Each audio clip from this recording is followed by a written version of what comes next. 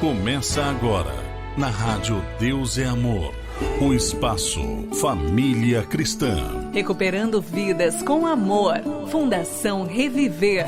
Apresentação, Ireni Miranda e Rosa Tenório. Amados ouvintes, recebam a doce paz de nosso Senhor e Salvador Jesus Cristo. Quem tem o prazer de cumprimentá-los nessa tarde são suas irmãs Maria Cláudia e Rosa Tenório. Amados ouvintes, hoje iremos falar sobre a primeira epístola de São Paulo aos Coríntios, parte 3. Aqui em 1 aos Coríntios, capítulo 8, versículo 1, está escrito: Ora, no tocante às coisas sacrificadas aos ídolos, sabemos que todos temos ciência, a ciência incha, mas o amor edifica. E se alguém cuida saber alguma coisa, ainda não sabe como convém saber. Mas se alguém ama a Deus, esse é conhecido dele. Assim que, quanto ao comer das coisas sacrificadas aos ídolos, sabemos que o ídolo nada é no mundo, e que não há outro Deus senão um só. Porque ainda que haja também alguns que se chamem deuses, quer no céu, quer na terra, como há muitos deuses e muitos senhores, todavia para nós há um só Deus, o Pai, de quem é tudo e para quem nós vivemos, e um só Senhor Jesus Cristo, pelo qual são todas as coisas e nós por Ele.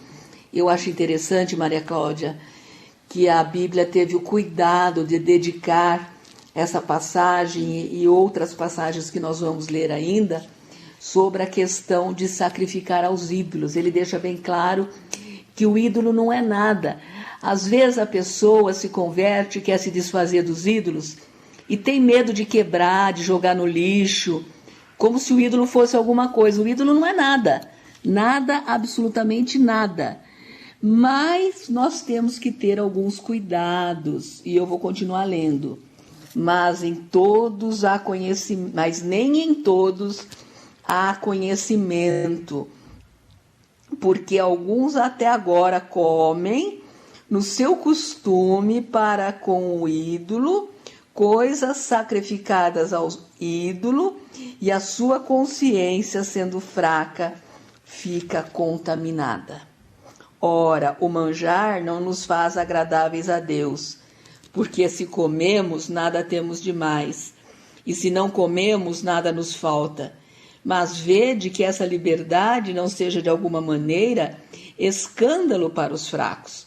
Porque se alguém te vir a ti, que tem ciência, sentado à mesa no templo dos ídolos, não será a consciência do que é fraco induzido a comer das coisas sacrificadas ao ídolo? E pela tua ciência perecerá o irmão fraco, pelo qual Cristo morreu.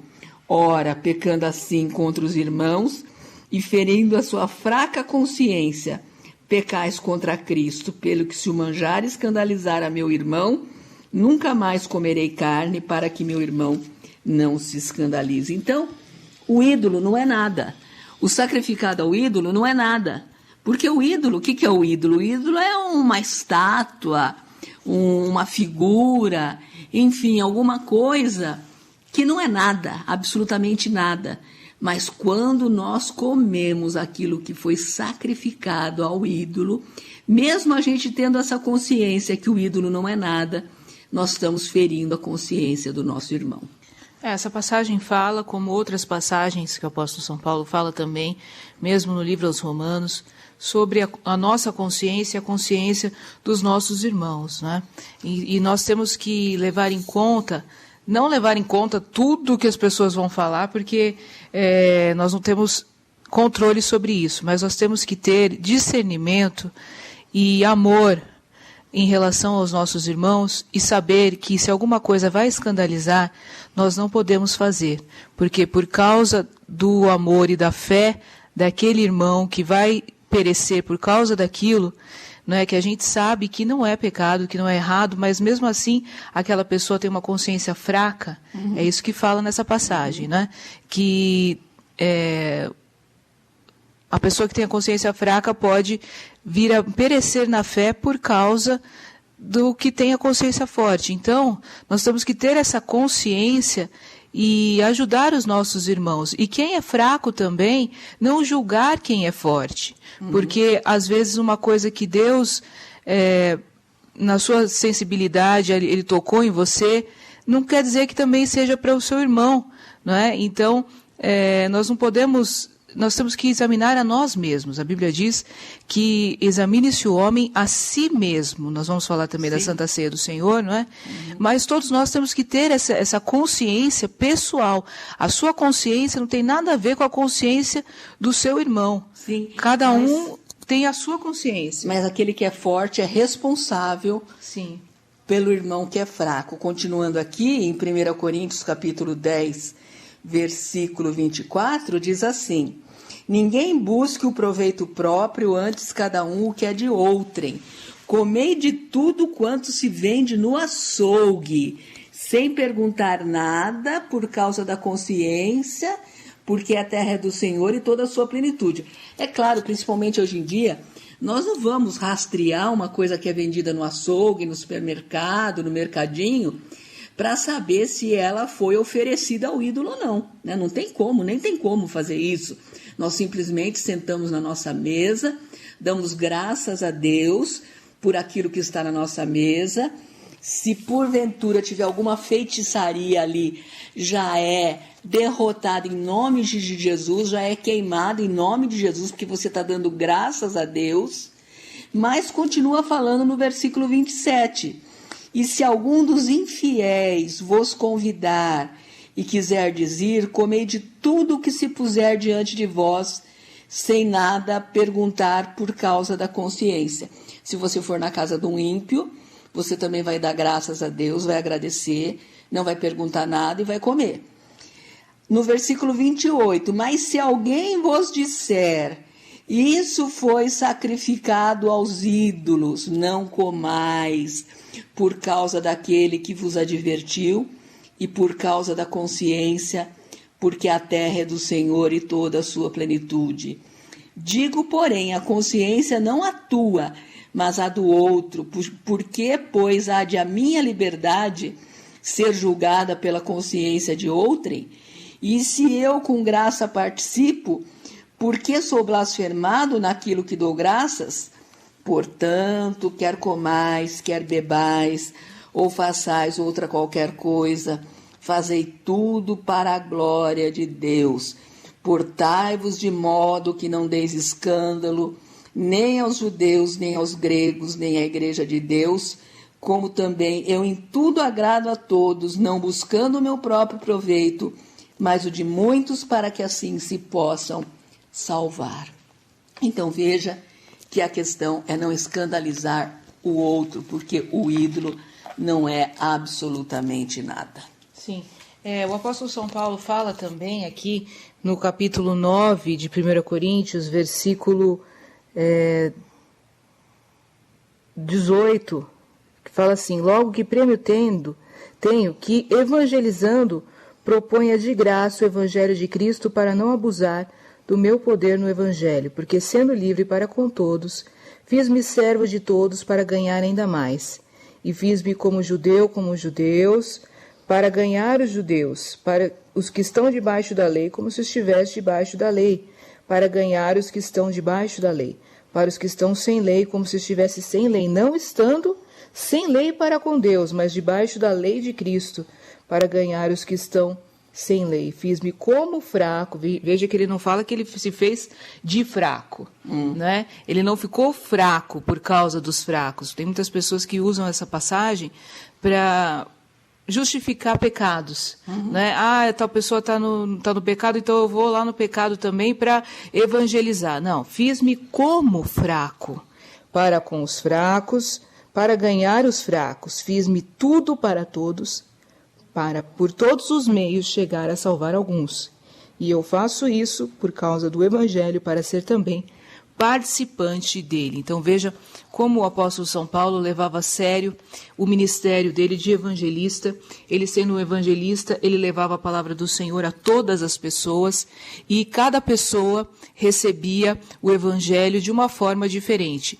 Os judeus queriam saber em relação à lei, então ele explicava em relação à lei. Os gentios queriam saber, principalmente os gregos, queriam saber em relação à filosofia, e ele explicava que, conforme nós já falamos aqui, que a sabedoria verdadeira não é sabedoria humana. Então veja como ele tinha estratégias para levar a palavra de Deus. E o verdadeiro apóstolo, o verdadeiro evangelista, ele tem estratégias para levar a palavra de Deus. Ele leva em conta aquilo que a pessoa precisa ouvir. Claro, de acordo com a revelação do Espírito Santo, nunca vai mudar a palavra do Senhor, mas sempre vai ao encontro daquilo que aquela pessoa precisa ouvir. São formas de linguagem que ele usava diferente com cada pessoa. Sim, e agora nós vamos ver aqui em 1 Coríntios capítulo 10, ora, irmãos, não quero que ignoreis que nossos pais estiveram todos debaixo da nuvem e todos passaram pelo mar, e todos foram batizados em Moisés na nuvem e no mar. Por que na nuvem? Porque o povo, quando estava no deserto, durante o dia a nuvem estava sobre eles, e durante a noite um fogo, e eles caminhavam dia e noite no deserto, parando nos lugares que Deus mandava parar. E todos comeram do mesmo manjar espiritual, e beberam todos de uma mesma bebida espiritual, porque bebiam da pedra espiritual que os seguia, e a pedra era Cristo. Veja que naquela época, no deserto, Cristo já estava com eles como a palavra de Deus, porque Cristo é a palavra de Deus. Mas Deus não se agradou da maior parte deles, pelo que foram prostrados no deserto. E essas coisas foram-nos feitas em figura, para que não cobicemos as coisas más como eles cobiçaram. Não vos passais, pois, idólatras como alguns deles, conforme está escrito, o povo assentou-se a comer e a beber e levantou-se para afogar. Nós sabemos que eles fizeram o bezerro de ouro, né? Essa passagem é quando Moisés estava na No presença monte de Deus, recebendo as leis de Deus, que o próprio Deus tinha escrito. Ficou E 40 dias lá, né? E eles falaram que foi feito desse Moisés, não sabemos. Vamos fazer um bezerro de ouro. Aqui estão aqueles deuses que te tiraram da terra do Egito, ó Israel. E começaram a adorar um pedaço de ouro que eles tinham tirado das próprias orelhas, dos próprios... Fundiram, né? E fizeram o bezerro. Exatamente. E não nos prostituamos como alguns deles fizeram, e caíram num dia 23.000, a prostituição da idolatria. E não tentemos a Cristo como alguns deles também tentaram, e pereceram pelas serpentes. E não murmureis como também alguns deles murmuraram, e pereceram pelo destruidor. Ora, tudo isso lhes sobreveio como figuras, e estão escritas para aviso nosso, para quem já são chegados os fins dos séculos. Aquele, pois, que cuide estar em pé, olhe, não caia. Não veio sobre vós tentação senão humana, mas fiel é Deus, que vos não deixará tentar acima do que podeis, antes com a tentação dará também o escape, para que a possais suportar. Irmãos, eu me lembro que quando eu me converti, eu me apeguei nesse versículo, que é o versículo 13, que é o último que eu li. Me apeguei com todas as minhas forças nele, porque a Bíblia fala que Deus não vai deixar nós sermos tentados mais do que nós podemos suportar. E essa passagem fala, então, sobre a nuvem e o mar, né? A nuvem era a própria presença de Deus. Sim. Era o sinal da presença de Deus. Moisés falou para Deus: se o Senhor não for conosco, que a gente nem saia daqui. Sim. Né? E o Senhor falou: irá a minha mão contigo, e eu vou estar de dia numa nuvem e à noite uma coluna de fogo. Então, essa era o sinal da presença de Deus. Então, mas como eles foram rebeldes e incrédulos e murmuraram e pecaram e foram idólatras, Eles não entraram na terra eles não prometida. entraram na terra prometida. Deus falou que só Calebe e Josué daquela geração entrariam, e depois entrariam os seus filhos, aqueles que saíram crianças do Egito, porque a geração adulta não entrou, foi consumida do deserto por causa do seu pecado e da sua incredulidade. Foram 40 anos, não era, né, Maria Cláudia, para eles demorarem 40 anos para entrar. Mas como eles espiaram a terra prometida durante 40 dias e infamaram a terra, com exceção de Calebe e Josué, foi um ano para cada dia que eles observaram a terra. Como foram 40 dias, foram 40 anos no deserto, até toda essa geração se consumir no deserto. E veja como é um grande pecado a murmuração contra Deus. Por isso eles não entraram, porque quando Josué e Calebe falaram, não falem assim, a terra é boa, porque o povo começou a entrar em pânico. Né? É um lugar de gigantes, é um lugar onde um cacho de uva precisa de 2 pessoas para carregar. Então, ao invés de eles olharem que bênção maravilhosa, vamos receber vamos entrar nessa terra, na terra dos gigantes, eles começaram a ficar com medo. Então, quando Josué e Calebe falaram, não falem assim, essa é a terra boa que Deus nos deu, eles quiseram apedrejar, o povo quis apedrejar, Sim. né? Josué e Calebe, Sim. porque eles estavam falando da promessa de Deus. Olha que Sim. coisa terrível. É o povo de Deus, o povo entrando na cidade, no lugar onde Deus tinha preparado, e eles achando ruim. Então veja como a murmuração é algo que desagrada a Deus, porque é ingratidão contra Deus. Deus está preparando o povo para entrar lá e eles não querem. Eles queriam voltar para o Egito, queriam Sim. voltar para a escravidão, não é? Porque tinha melão, pepino, enfim. Alho poró. Tinha desejo de carne. Carne, né?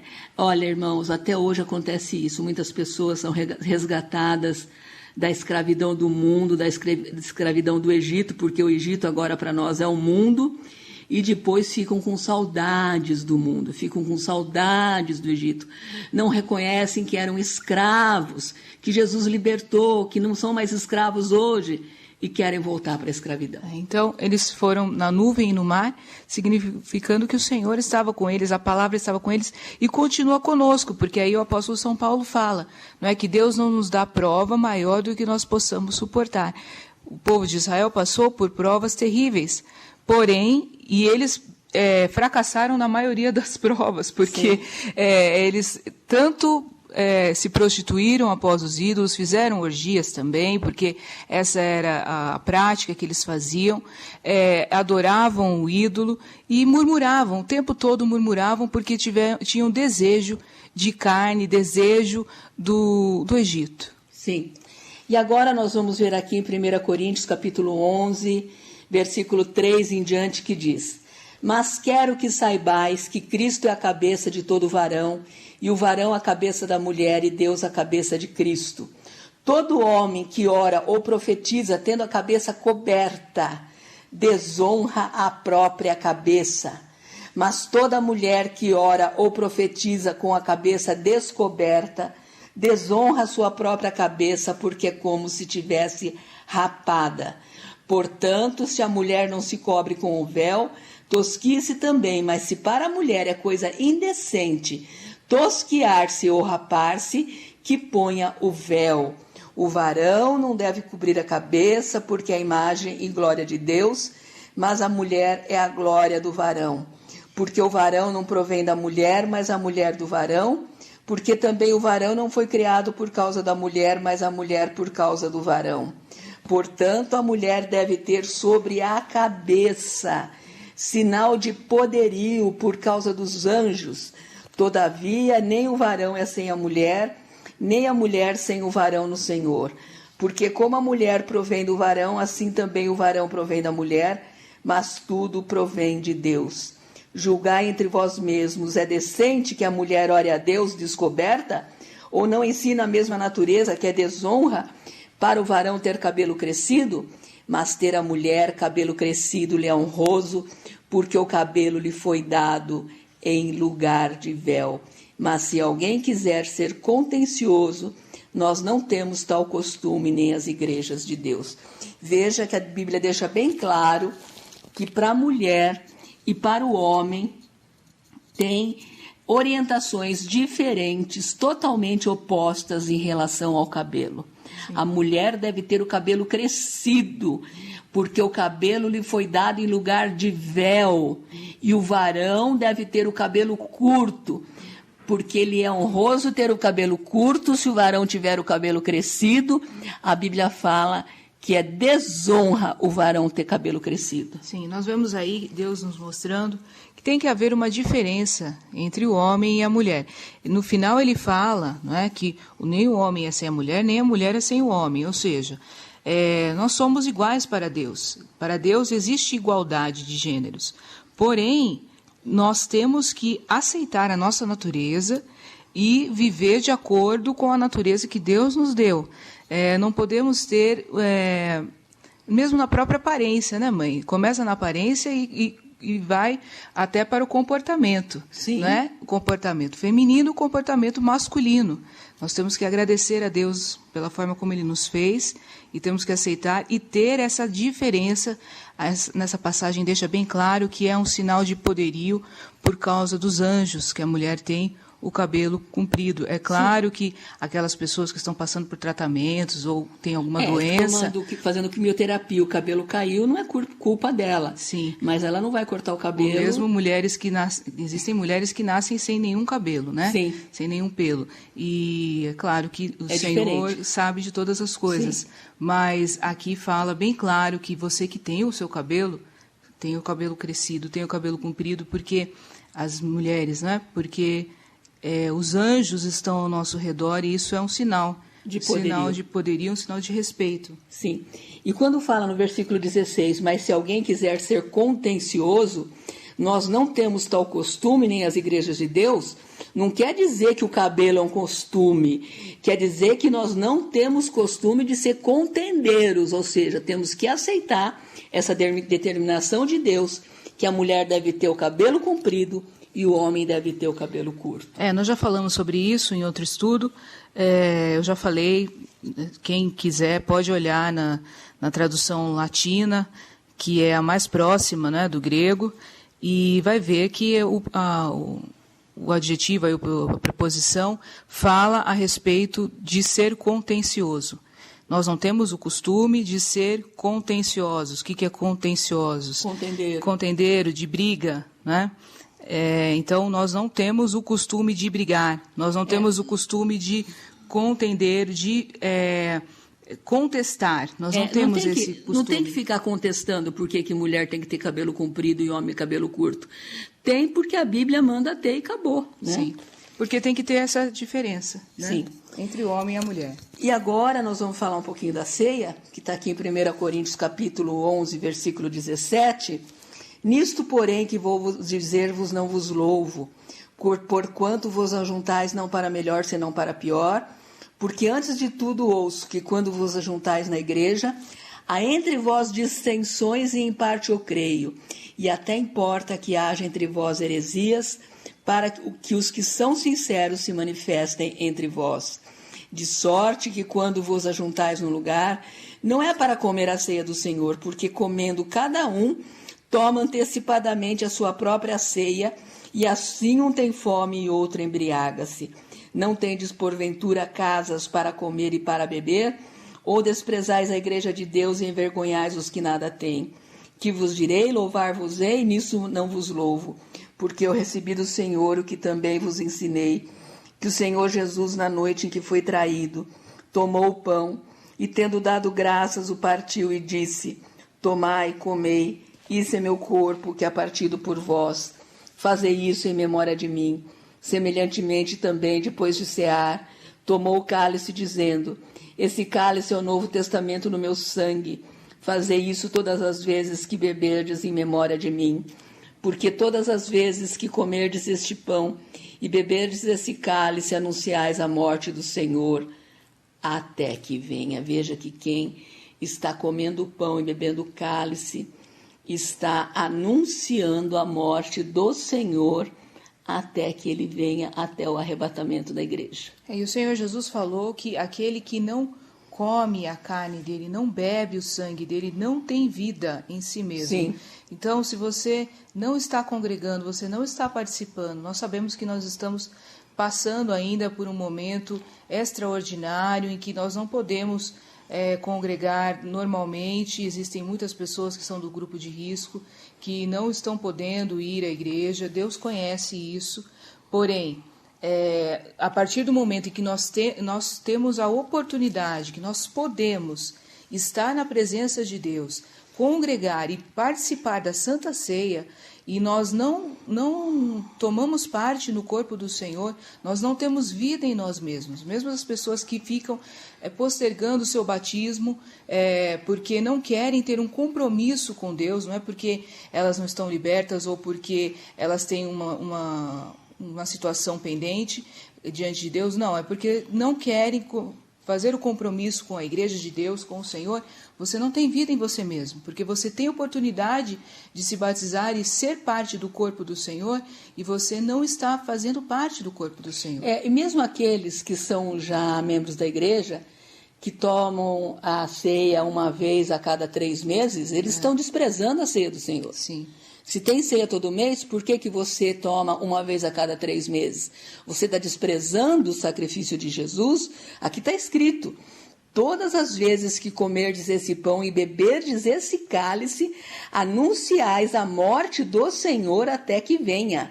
E no versículo 27 em diante: portanto, qualquer que comer esse pão ou beber o cálice do Senhor indignamente, será culpado do corpo e do sangue do Senhor. Examine-se, pois, o homem a si mesmo, e assim coma desse pão e beba deste cálice. Porque o que come e bebe indignamente, come e bebe para a sua própria condenação, não discernindo o corpo do Senhor. Por causa disso, há entre vós muitos fracos e doentes e muitos que dormem, porque se nós nos julgássemos a nós mesmos, não seríamos julgados.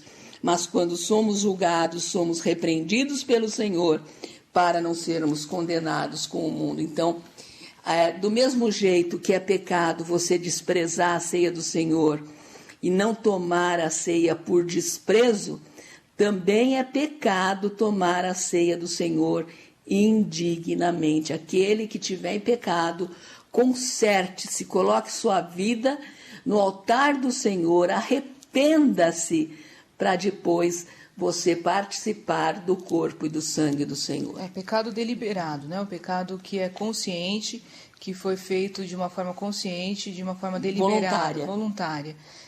Os pecados involuntários nós estamos sujeitos todos os dias nós pecamos em palavras, em obras. É claro que nós temos que nos examinar diariamente e buscar de Deus mudar e melhorar a cada dia. E pedir perdão todos os dias.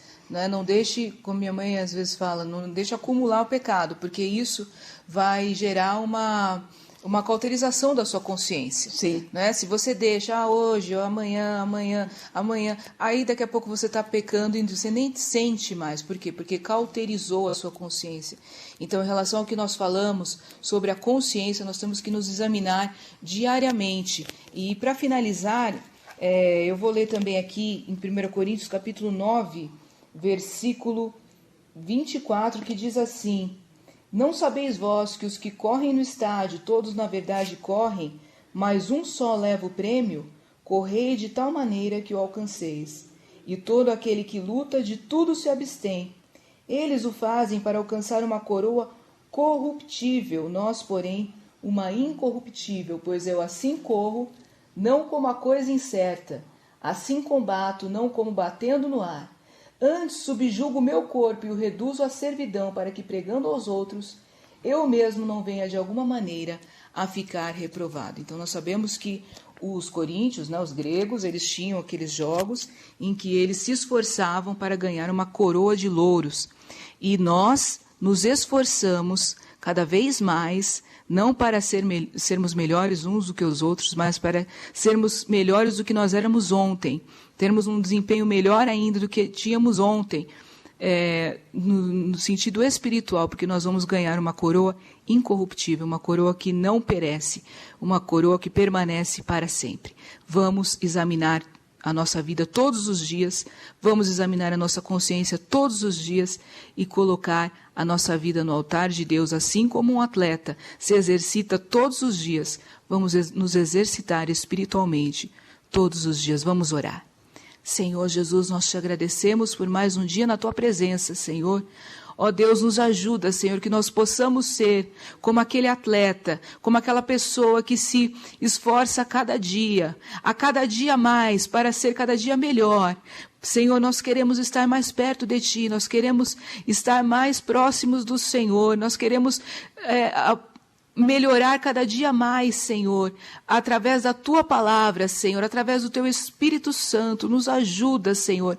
Essa pessoa que está sem tomar a Santa Ceia, essa pessoa que está sem se batizar, essa pessoa que está no pecado voluntário, Senhor, tem misericórdia, meu Deus, que nós possamos nos levantar nesse dia, que essa pessoa possa se levantar nesse dia pelo Teu Espírito Santo e firmar um propósito contigo, um propósito de vida, Senhor, para que nós possamos ser o atleta fiel e sermos coroados no último dia. Muito obrigada, Senhor.